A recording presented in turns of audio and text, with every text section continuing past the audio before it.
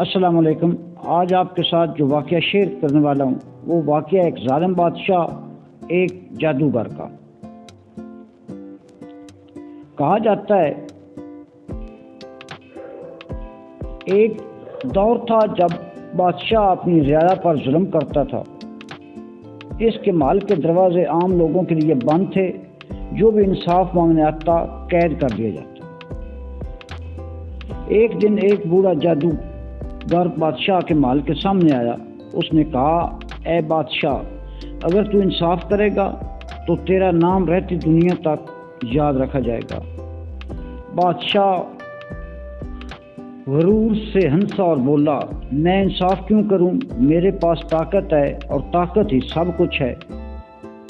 جادوگر نے کہا، اے بادشاہ، تیرا ظلم تیری انجام لکھ چکا ہے۔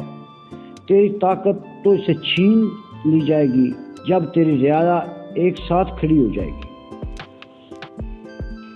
جادوگر کے جانے کے بعد بادشاہ کا ظلم اور بڑھ گیا۔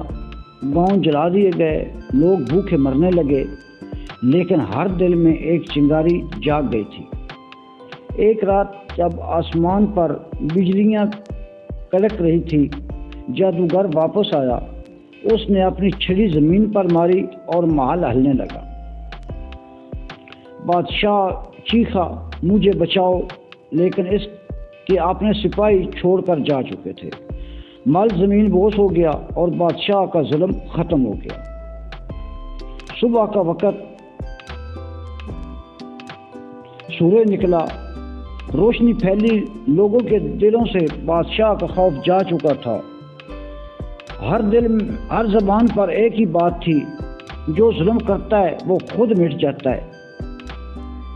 جادوگر نے مسکرا کر آسمان کی طرف دیکھا اور کہا، انصاف ہمیشہ قائم رہتا ہے، بس اسے جگانے کے لیے ایمان اور ہمت چاہیے۔